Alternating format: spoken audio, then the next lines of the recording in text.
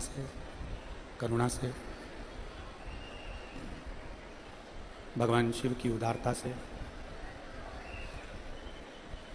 माँ गोदावरी के तट पर गुरु गोविंद सिंह जी की पवित्र पावन पुण्यस्थली भगवान शिव का सुंदर ज्ञान केंद्र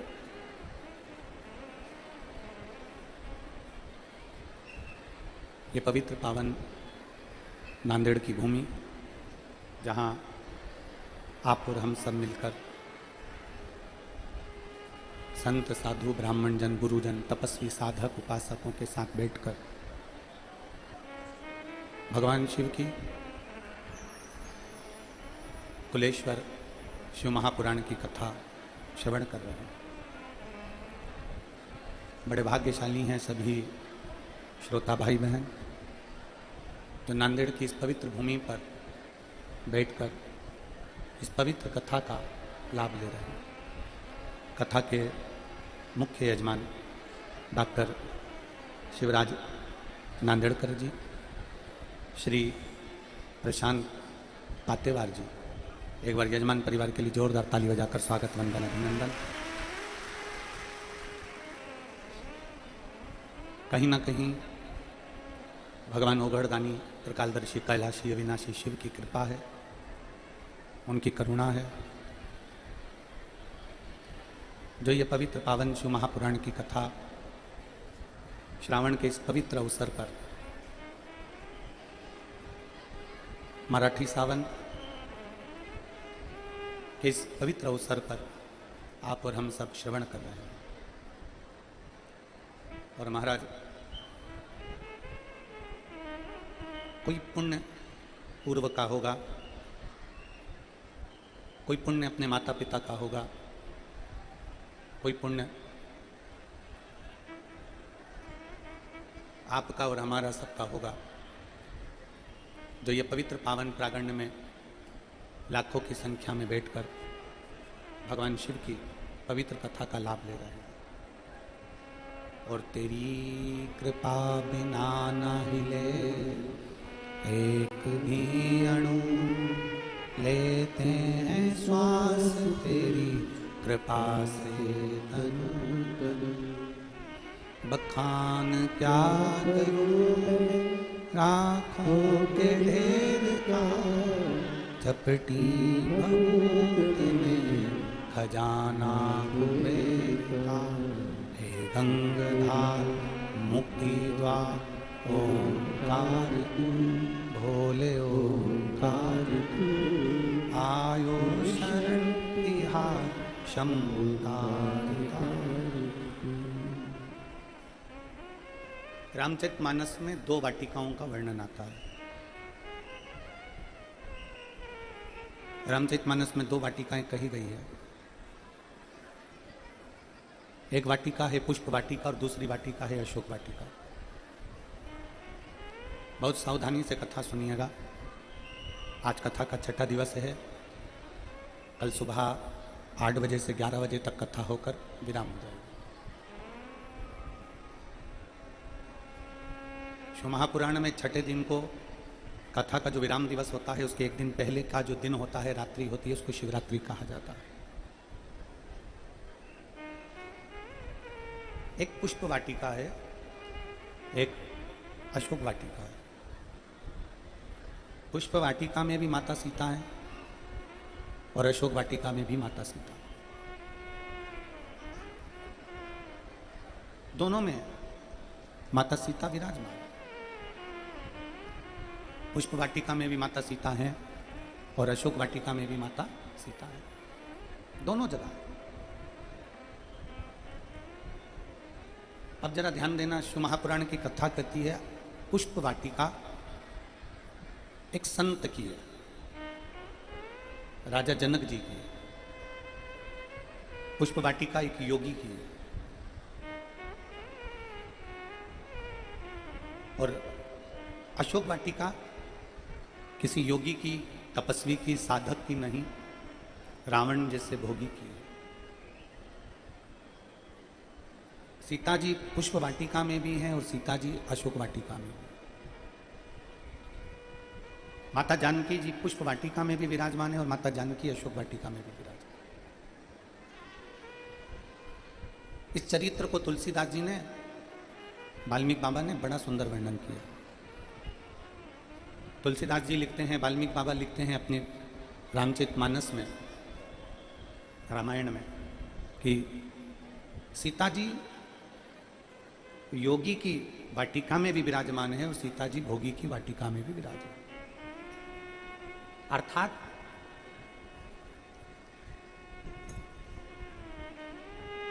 भक्ति योगी भी कर रहा है और भक्ति भोगी भी कर रहा है।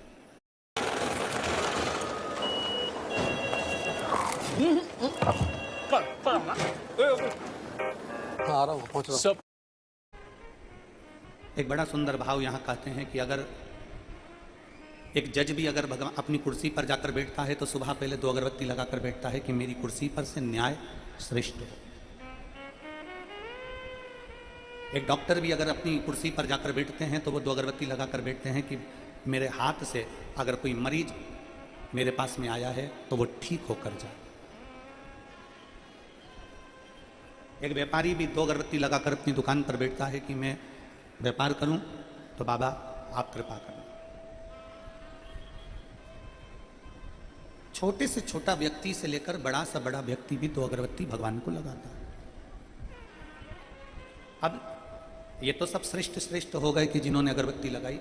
अब विपरीतता में लीजिए, एक डाकू भी डाका डालने जाता है तो वो भी 2 अगरबत्ती लगाकर चले जाता है। एक चोर भी अगर चोरी करने जा रहा है तो वो 2 अगरबत्ती लगाकर जा रहा है। पीछे आवाज नहीं जा रही है, पीछे लास्ट में।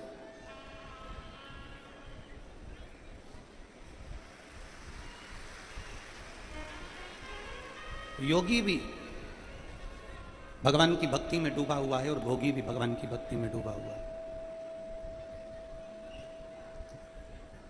भक्त भी भगवान की भक्ति में डूबा हुआ है और जो पाप कर्म करने वाला है, बेकार कर्म करने वाला है, वो भी भगवान की भक्ति में डूबा हुआ है। दोनों। बस अंतर इतना है कि योगी भगवान की जो भक्ति करता है वो परमात्मा को प्राप्त करने के लिए करता है और भोगी भगवान की अगर भक्ति करता है तो खुद की उन्नति के लिए करता है, खुद को कुछ प्राप्त करने के लिए करता है। दोनों में अंतर।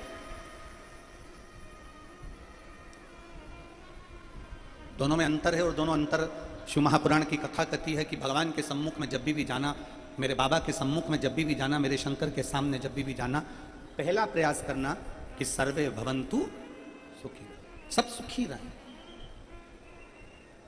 सब निरोग रहें। भगवान के पास में जाना तो सबसे पहली प्रार्थना तुम्हारी यह होना चाहिए कि विश्व का कल्याण। ये नहीं कि हमने मुख से चिल्ला दिया कि विश्व का कल्याण और कल्याण की बारी आए तो सबसे पहले हमारा कल्याण, ऐसा नहीं।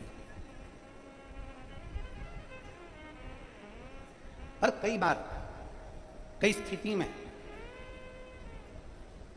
सारे मंदिरों में प्रसाद का वितरण होता है, सारे मंदिरों में प्रसाद दिया जाता है, पर शंकर के मंदिर में प्रसाद के वितरण का कोई मूलता नहीं।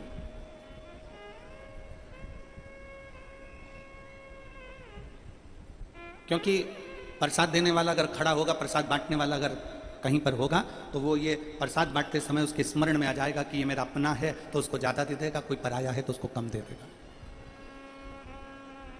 और सबके यहाँ ऊंचा नीचा चल सकता है,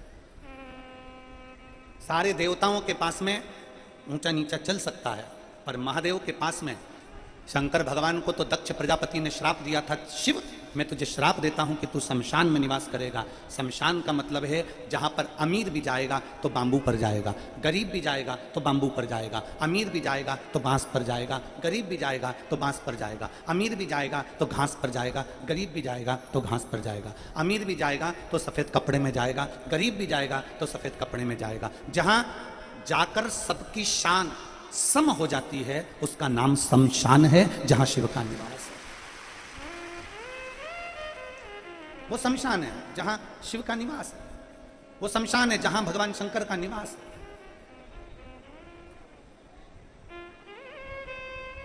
सबके यहां पर ऊंच नीच हो सकती है, पर शिव के दरवाजे पर कोई ऊंच नीच नहीं।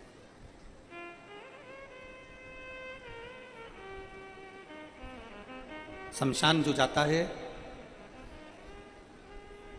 मुर्दा अगर अर्थी पर पड़ा हुआ है, मुर्दा अगर घर में पड़ा हुआ है, तो आप में से कितने लोग हैं जो शमशान में मुर्दे के लिए जब कफन का कपड़ा खरीदने के लिए जाते होंगे तो कहते होंगे कि रेमांड का देना, अच्छी कंपनी का देना। कोई बोलता है कि अच्छी कंपनी का कपड़ा देना, अच्छी कंपनी का बांस देना, अच्छी कंपनी का बांबू देना, अच्छी कंपनी का ये देना। पूरी जिंदगी पैदा हुआ उस दिन से लेकर जब तक मरा नहीं तब तक कंपनी कंपनी। मेरे पास घड़ी इस कंपनी की है, जूते इस कंपनी के हैं, हैट इस कंपनी का है, मेरे पास कपड़ा इस कंपनी का है, मेरा सूट इस कंपनी का है, मेरे पास में सोने की रकम इस कंपनी की है, मेरे पास चांदी का रकम इस कंपनी की है, मेरे पास फ्रिज इस कंपनी का है, मेरे पास में सोफा इस कंपनी का है, मेरे घर में टाइल्स इस कंपनी की है। पूरी जिंदगी कंपनी का नाम लेता रहा कि मैं इस कंपनी का पहनता हूं, इस कंपनी का कपड़ा पहनता हूं, ये ब्रांड का पहनता हूं, इस ब्रांड का पहनता हूं। पर जीते जी ब्रांड चलता रहा, जीते जी कंपनी चलती रही, पर मरने के बाद कोई नहीं देखता कि तुम्हें अंतिम कपड़ा कौन से ब्रांड का पहनाया जाएगा, कौन सी कंपनी का पहनाया जाएगा। उसमें ब्रांड नहीं देखी गई। उस समय तो कपड़ा कैसा भी पहना दिया, कैसा भी उड़ा दिया, चला।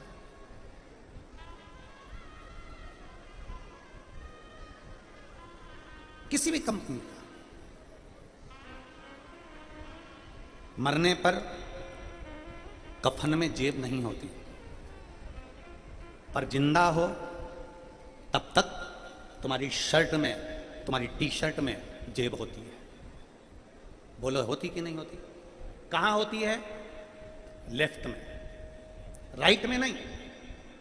दर्जी कितना चतुर है कि टी शर्ट में अगर जेब लगाएगा तो लेफ्ट में लगाएगा, शर्ट में जेब लगाएगा तो लेफ्ट में लगाएगा, सफारी में जेब लगाएगा तो लेफ्ट में लगाएगा, कोट में अगर जेब लगाएगा तो लेफ्ट में लगाएगा। उस दर्जी को पूछो कि उसने लेफ्ट में जेब क्यों लगाई है, क्योंकि उसको मालूम है लेफ्ट में दिल होता है। अगर कहीं तुझे बेलपत्र मिले, प्रसाद मिले, गीता जी मिले, रामायण जी मिले, कुछ अच्छा मिले, तो उसको लेफ्ट वाली जेब में रख लेना, तो दिल के करीब में रहेगा, दिल के करीब। कल जब हम नीचे मिल रहे थे, हमारा 2 दिन मिलने का रहता है, 5वां छठा दिन हम मिले। तो कल हम मिल रहे थे, तो उसमें मिलने में चौथा 5वां दिन जो हमारा मिलने का क्रम रहता है, तो उसमें हमने मिलते हुए एक माँ ने बहुत अच्छा प्रश्न किया, गुरुजी आपकी कथा में सबसे ज्यादा संख्या महिलाओं की होती है,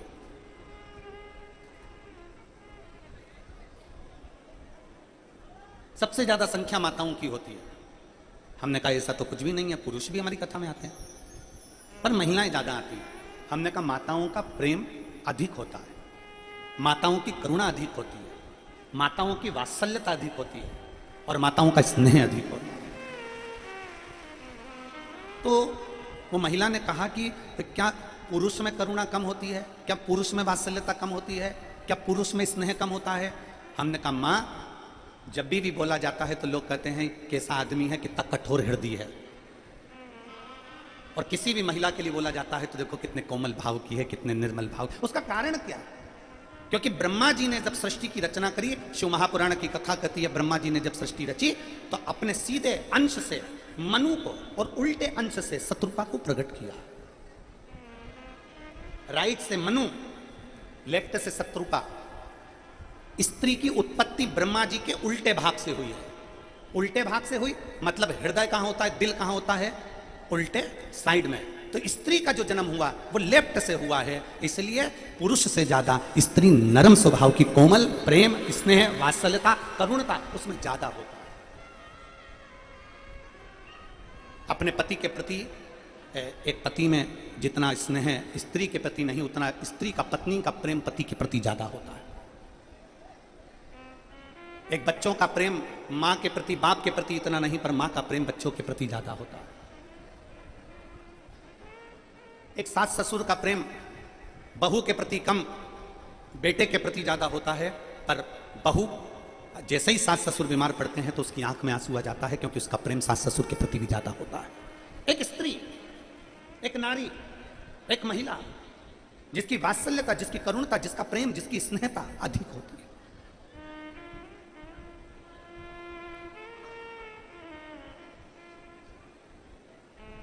कितना भारत की भूमि पर जितने भी व्रत हैं, जितने भी तप हैं, जितने भी साधना है, कोई व्रत पुरुषों के लिए नहीं बनाया गया, कोई व्रत पुरुष के लिए नहीं कहा गया।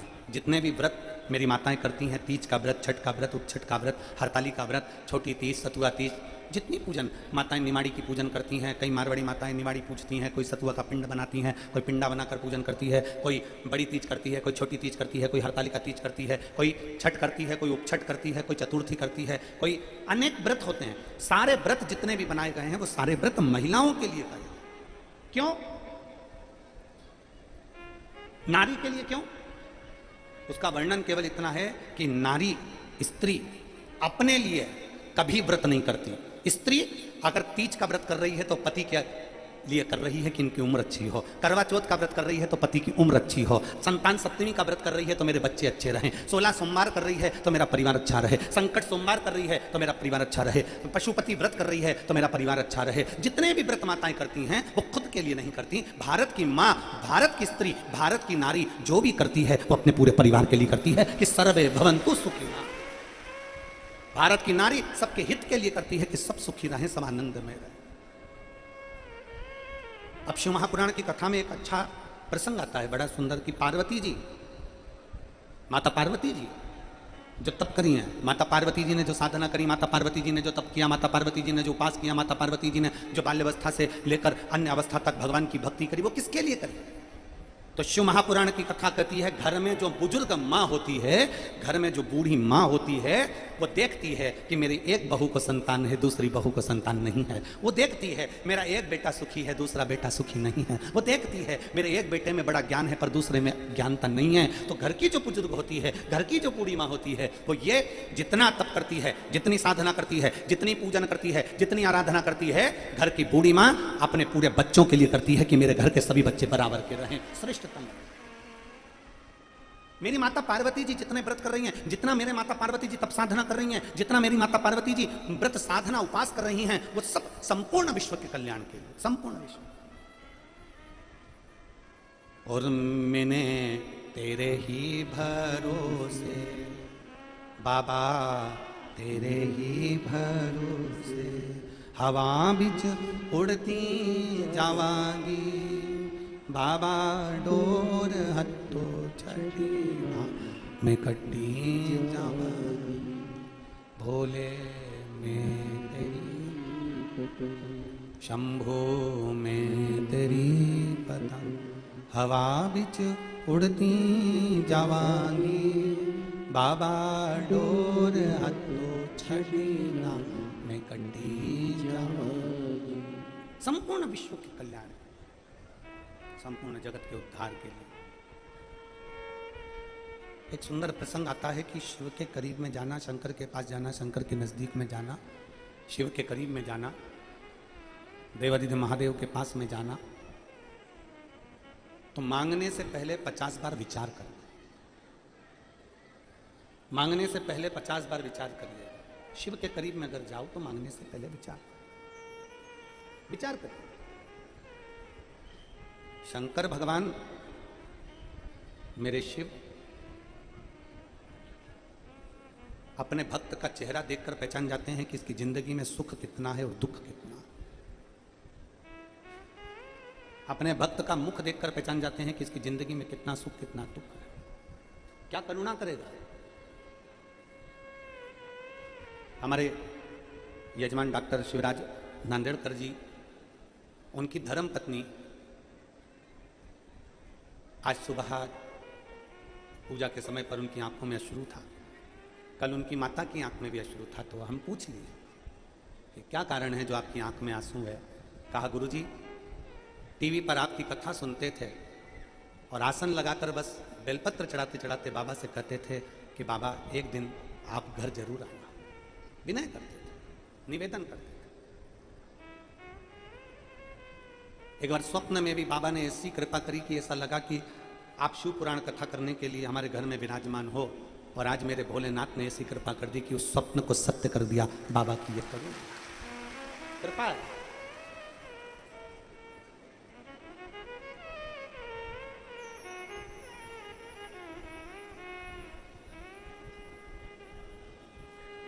पत्नी और पति दोनों एक मार्ग के मिल जाए। ए चल तेरा फ्यूचर देखते हैं। हैं? सब चिल होगा। सच्ची? एक मीटियोरिक राइज होगा। ओ नो, हैं? This is bad. डेंटिस्ट का चक्कर है।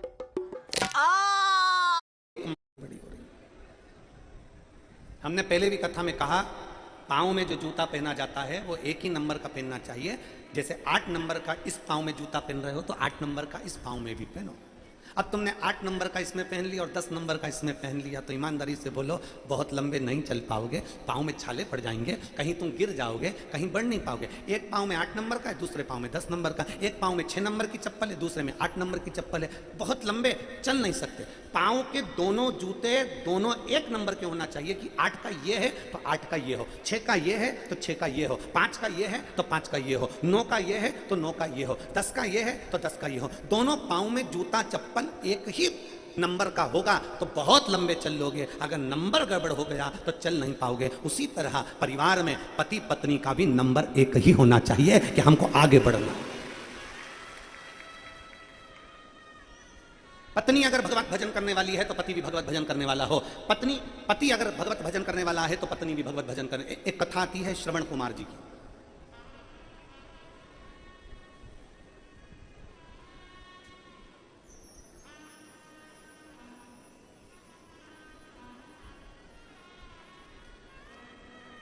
क्या नाम था श्रवण कुमार जी के माता पिता का?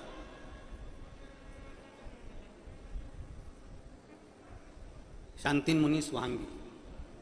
कई जगह पर उनका नाम लिखा हुआ है शांतनु और ज्ञानवती। श्रवण कुमार जी के माता पिता शांतिन मुनि सुहांगी। किसी किसी जगह पर उनका नाम लिखा हुआ है शांतनु और ज्ञानवती।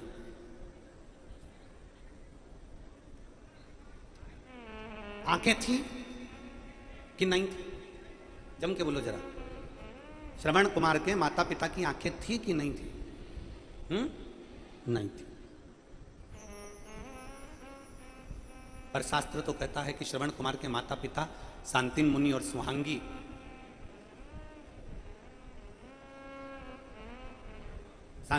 शांतनु और ज्ञानवती, इन दोनों की आंखें थी। दोनों शिव की भक्ति करते थे, दोनों शंकर की आराधना करते थे। शांतनु और ज्ञानवती दोनों शिव की आराधना में लगे रहते थे।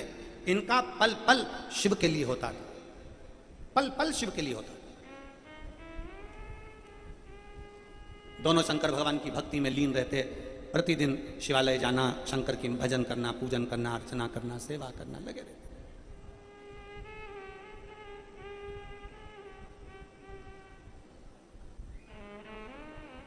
एक दिन ज्ञानवती ने, सुहांगी ने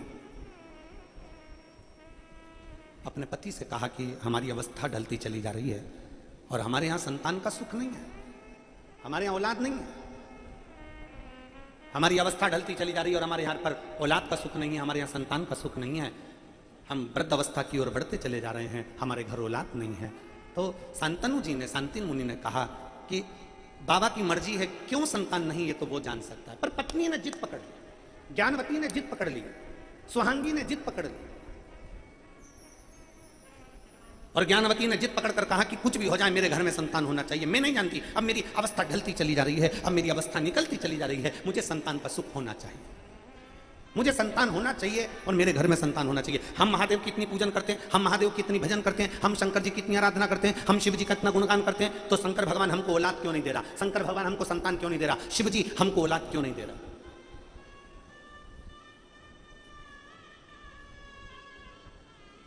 आप में से कई माताएं बैठी है, कई मेरी जीजियां, कई मेरे जीजा, कई मेरी बहनें, कई मेरे बेटा, कई मेरी माताएं, कई मेरी बेटियां यहां पर बैठी हुई हैं। मैं आपसे निवेदन करूंगा, आप शिव जी के मंदिर में 1 महीना, 2 महीना, 3 महीना, 4 महीना, 5 महीना, 1 साल, 1.5 साल, 2 साल जल चढ़ाते रहे, चढ़ाते रहे, चढ़ाते रहे।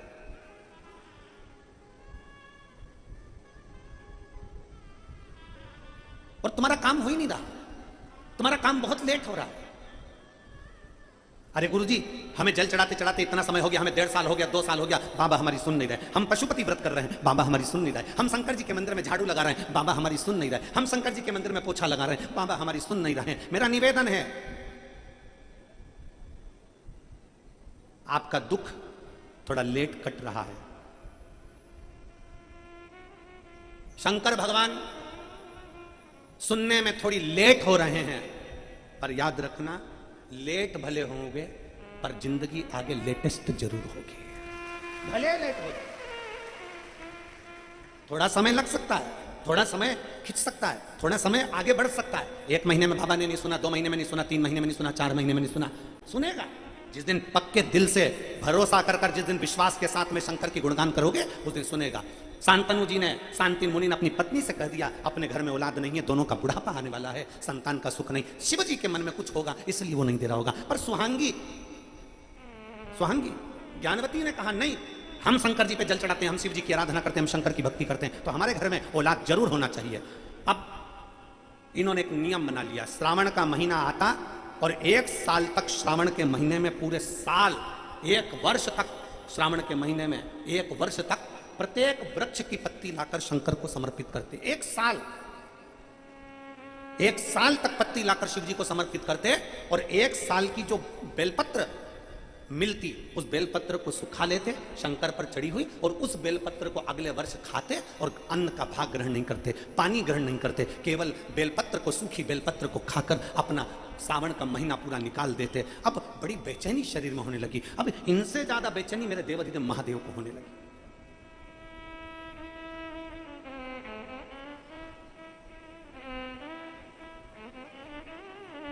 घर में एक बहू रूठती है और एक सास रूठती है। घर में एक बहू रूठती है, एक सास रूठती है। दोनों रूठ के अपने अपने कमरे में चली गई। मनाएगा कौन? सास अपनी दूसरी बहू से कहती है, जा उसको चाय दिया। सास अपनी छोटी बहू बड़ी बहू से कहती है, जा उसको चाय देकर जा, खाना दिया। अरे मम्मी जाने दो ना, इतना लड़के गई तो काय को चाय दे? क्या नहीं दिया, अपना काम है ना देना, दिया। बहू अपने कमरे से नीचे नहीं आ रही है, और सास उसको बेचैनी लग रही है कि कुछ भी हो, लड़ ली झगड़ ली, पर जा चाय दिया। उसके बच्चे नीचे आए तो जा तेरी मम्मी को बेटा चाय देके था, जा। अरे मम्मी बहुत गुस्से में, मैं नहीं जाता वहां पर। अरे होने देना, तू चाय देकर जा, जा जा चाय देकर जा, तेरी मम्मी को बुला के ला, खाना खाएगी। सास अपने कमरे से निकल नहीं रही है, क्योंकि वो आएगी फिर लड़ाई हो, क्या मतलब, तो इसको खाना खा लेने दो, अपन अपने कमरे में। कौन मना रहा है? कौन साध रहा है? कौन कह रहा है? घर का जो बुजुर्ग है, घर का जो बूढ़ा है, घर का जो बड़ा है, घर का जो बयो है, सबसे पहले झुकना वो जानता है कि मुझे मेरे परिवार को लेकर चलना है, मुझे मेरे परिवार को लेकर, मुझे मेरे परिवार को साथ, मुझे मेरे परिवार को लेकर चलना। सबसे पहले साधना, सबसे पहले वो घर का बुजुर्ग झुकने का प्रयास करता है। व्रत रखा शांति मुनि और सुहांगी ने, शांतनु और ज्ञानवती ने व्रत रखा। ऐसा व्रत, उस व्रत में बेलपत्र जो सूख जाती है साल भर की, उसको इकट्ठा कर कर चूरण बनाकर पत्ती को पा रहे हैं, पर कुछ खा नहीं रहे, कुछ नहीं खा, केवल पत्ती को पा रहे, केवल, और कुछ। बेचैनी मेरे शंकर भगवान को हो गई, बेचैनी मेरे शिव जी को हो गई। शंकर भगवान को जब बेचैनी हुई तो भोलेनाथ जी ने पार्वती से कहा, पार्वती देखो ये शांति मुनि और सुहांगी कितना तप कर रहे हैं, कितनी साधना कर रहे हैं, कितनी तप साधना में डूबे हैं। पार्वती जी ने पूछा भोलेनाथ जी से, ये काय के लिए तप साधना कर रहे हैं? भगवान शंकर ने कहा, ये तो पता नहीं काय के लिए कर रहे हैं, पर इतना जरूर जानता हूं कि इनके घर में औलाद नहीं है, संतान नहीं है, तो संतान के लिए तप साधना कर रहे हैं। संतान के लिए? हाँ, तो संतान के लिए तप साधना कर रहे हैं, तो आप जाकर संतान क्यों नहीं दे देते? भगवान शंकर मुस्कुरा दिए, पार्वती को कोई उत्तर नहीं दिए। पार्वती एकदम स्तुप्त हो गई, शिव जी की मुस्कुराहट को देखकर एकदम स्तुप्त हो गई कि मेरे नाथ आज मुस्कुरा रहे, जब देने का समय आया तो मुस्कुरा रहे, क्यों? शिव जी ने कुछ जवाब नहीं दिया, मौन होकर बैठ गए। दोनों पति पत्नी शांति मुनि और सुहांगी, श्रवण कुमार के माता पिता, दोनों तप साधना में लग गए। रोज मंदिर जाते, रोज आराधना करते, रोज तप साधना करते, कुछ नहीं खाते। एक दिन आखिरी पल बचा था और सुहांगी चक्कर खाकर नीचे गिरने वाली थी। शांतिनु मुनि, शांतनु भी नीचे गिरने वाले थे।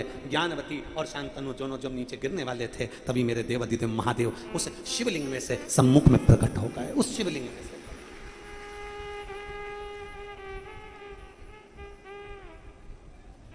शिवलिंग में से प्रकट हुए। बाबा भोलेनाथ जी ने मांगा, बोला मांगो तुमको क्या चाहिए। शांतिनु मुनि और सुहांगी देख रहे थे, शांतनु और ज्ञानवती देख रहे थे। सम्मुख में देवादिदेव महादेव खड़े थे, बड़े प्रसन्न चित्त थे। दोनों ने एक साथ कहा कि हमको संतान चाहिए, हमारे घर में पुत्र नहीं है, हमारे को पुत्र चाहिए, हमको पुत्र दे दो, हमको पुत्र दे दो। भगवान शंकर मुस्कुरा कर बोले, शांतनु जी, ज्ञानवती, शांतिनु मुनि, सुहांगी, तुम्हारे घर में संतान का सुख नहीं है। मैं तुमको औलाद नहीं दे सकता, मैं तुम्हें पुत्र नहीं दे सकता। पूछा, हमने ऐसा कौन सा कर्म कर दिया जो हमारे घर में औलाद नहीं?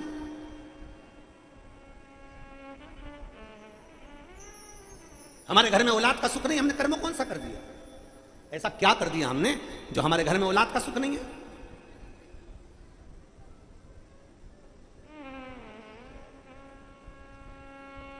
महाराज,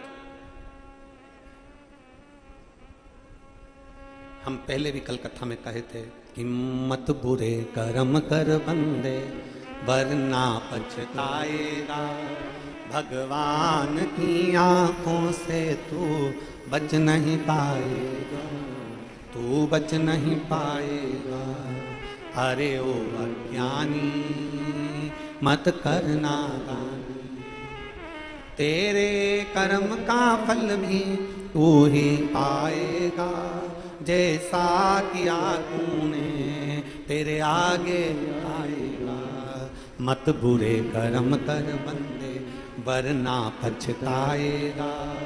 भगवान की आंखों से तू बच नहीं पाएगा, तू बच नहीं पाएगा। अच्छे कर्म करो, नेक कर्म करो, बन सके शरीर से तो कुछ अच्छा करने का प्रयास करो, बन सके शरीर से तो कुछ अच्छा करो। मांगो तुम्हें क्या चाहिए, हमें पुत्र दे दो। पुत्र तुम्हारी किस्मत में नहीं है, पुत्र तुम्हारे भाग्य में नहीं है, तुम्हें औलाद नहीं हो सकती। हमने पाप कौन सा करा है? शंकर भगवान बोले, तुम्हारा पूर्व का जो पाप कर्म है वो बड़ा विचित्र कर्म है, इसलिए ब्रह्मा भी तुमको संतान नहीं दे सकते, नारायण भी तुमको संतान नहीं दे सकते, और मैं शिव भी तुमको संतान नहीं दे सकता। शंकर भगवान ने समझाया, खूब समझाया, पर शांतनु और ज्ञानवती माने नहीं।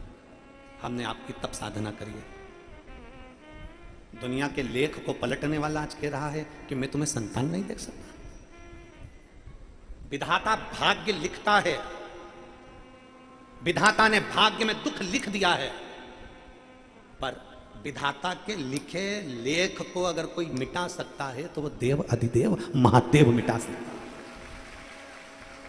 विधाता के लेख को अगर कोई मिटा सकता है तो देव अधिदेव महादेव मिटा सकता है।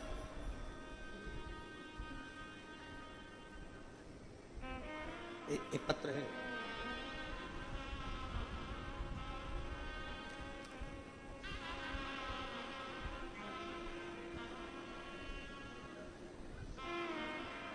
मेरा नाम संध्या, संदीप, दंडेवाड़ा, दंडेवाड़। मेरी बेटी सानवी और मेरा बेटा ईशान। मेरा गांव घुंघराला, तहसील नायगांव, खेड़ा, जिला नांदेड़। मैं अभी मुंबई में रहती हूँ। कहीं बैठी हो तो हाथ हिला सकती हैं। आ जाइए, एक बेलपत्र ले जाना। अगर बच्चा आया हो साथ में तो उसको भी ले आइए। आया है क्या साथ में? ले आइए। मैं अभी मुंबई में रहती हूँ। मेरे बेटे की 22 मई 2023 को अचानक तबीयत खराब हो गई। उसे उल्टियाँ होना प्रारंभ हो गया। हम नांदेड़ के हॉस्पिटल में 2 दिन तक रुके थे। बहुत तेज बुखार के कारण उसका शुगर लेवल, ऑक्सीजन लेवल कम हो गया, एसिड लेवल ज़्यादा हो गया। उसकी वजह से वो कोमा में चले गया। मेरा बेटा जब कोमा में चले गया तो डॉक्टर ने बोला कि बच्चे की बचने की उम्मीद सिर्फ 10%। फिर हम उसे एम्बुलेंस के द्वारा हैदराबाद के किम्स हॉस्पिटल में लेकर गए। फिर मैंने ननंद से कहा कि बेटे की हालत केवल 10% है। हैदराबाद के हॉस्पिटल वाले भी बोल रहे हैं कि इसकी उम्मीद नहीं है कि बच्चा बचेगा। क्या करें? मेरी ननंद आपकी शिव महापुराण की कथा सुनती थी, उसने कह दिया कि 1 लोटा जल चढ़ाओ। तो सियोर वाला महाराज कहता है कि शंकर पर चढ़ा हुआ जल कल ना कल बदलेगा जरूर। मेरी ननंद के कहने पर हॉस्पिटल में डॉक्टर अपना काम कर रहे थे और मैं शिवजी पे चढ़ा हुआ जल, भगवान शंकर का चढ़ा हुआ जल शिवजी को चढ़ाने लगी। देखते देखते देखते देखते उसका शरीर और ज्यादा बेकार हो गया। वेंटिलेटर पर पड़े हुए ही उसको डायलिसिस देना प्रारंभ कर दिया। अब वेंटिलेटर पर पड़े हुए ही उसको डायलिसिस जब दिया गया, 2 महीने तक मेरा बेटा वेंटिलेटर से नहीं उठा। अब डॉक्टर ने कह दिया कि अब और चांस, पहले तो 10% था, 5% इस बच्चे का चांस है बचने का, इसके सिवाय कोई चांस नहीं। अब तो कहीं उस प्रभु की लीला काम आ जाए। मेरी सहेली ने मुझे यह नहीं बताया कि वो शिवजी पे चढ़ा हुआ जल उसके शरीर पर लगा देना। मेरी सहेली ने यह नहीं बताया कि बेलपत्र चढ़ा कर लेकर आना। मैं भूल गई। मेरी सहेली बोली जरूर थी कि शिवजी को जल चढ़ा, वो जल उसको दे, पर मैं कैसे देती क्योंकि वो वेंटिलेटर पर था। मैं कैसे उसको बेलपत्र देती क्योंकि वो वेंटिलेटर पर था। अब मैंने अपनी सहेली से बात करी और सहेली बोली क्या तू जल लाकर उसको चढ़ा लगा रही है, क्या बेलपत्री लाकर उसके पलंग के पास रख रही है? मैंने मना कर दिया। तब मेरी सहेली बोली कि तू एक काम कर, शंकर पर चढ़ा हुआ जल लेकर उसको दे। तो मैंने कहा कि वो वेंटिलेटर पर जल कैसे दूं, डॉक्टर मना कर रहे हैं, उसके पास जाने नहीं देते। तू कपड़ा गीला कर ले जा, उसके शरीर पर थोड़ा सा टच कर देना, बेलपत्री ले जा, छुपाकर धीरे से उसके तकिए के नीचे या गद्दे के नीचे रख देना। मैंने 3 दिन तक लगातार शंकर पर चढ़ा हुआ जल अपनी साड़ी के रुपट्टे से उसको गीला कर लिया और सीधे हॉस्पिटल चली गई। मैंने डॉक्टर से विनय करी कि मुझे मेरे बेटे से मिलने दो। बेटे के शरीर पर मैंने वो गीला अपना रुपट्टा थोड़ा सा टच कर दिया और बेलपत्र लाकर नीचे रखी। कुछ देर बाद मेरे बेटे के शरीर में हलचल होना प्रारंभ हो गई और जैसे ही हलचल होना प्रारंभ हो गई, धीरे धीरे धीरे धीरे करते करते ऐसा समय निकलता निकलता 2-3 महीने हो गए और मेरा बेटा अब धीरे धीरे अपने शरीर में उसके प्रभाव आना प्रारंभ हुआ। गुरुदेव, मेरा पूरा परिवार श्री शिवाय नमस्तुभ्यम का जाप करता, बाबा को नमन करता और डॉक्टर भी आश्चर्य कर रहे हैं कि ये कैसे हो सकता है कि जिसके बचने के 5% चांस हो, जिसको वेंटिलेटर पर डायलिसिस चल रहा हो, वो कैसे बच सकता है। पर बाबा की कृपा से आज मेरा बेटा ठीक हो गया और बाबा की ऐसी कृपा हुई। डॉक्टर ने एक नली लगाई थी जो डॉक्टर ने कहा था कि 6 महीने तक रहेगी, पर बाबा के जल से 5 दिन में वो नली भी निकाल दी गई और मेरा बेटा ठीक हुआ। मैं उसको पंडाल में लेकर आई। शिव तत्व है, बेटे का फोटो भी लगाया गया है। शिव तत्व है। एक विश्वास जब हमारे भीतर आ जाता है, एक भरोसा। और देखो इसमें एक बात सबसे बड़ी है, डॉक्टर भी लगे हैं साथ में। और हमने पहले भी कथा में कहा कि डॉक्टर शंकर का एक रूप है। डॉक्टर बोले कि आप जांच कराओ, पहले जांच कराओ। डॉक्टर बोले ये कराओ, पहले वो कराओ। और जो भी कुछ कराओ, डॉक्टर के कहने से सब कुछ करो। और डॉक्टर के कहने से सब कुछ करते करते जो भी कराओ उसमें शंकर का नाम लेते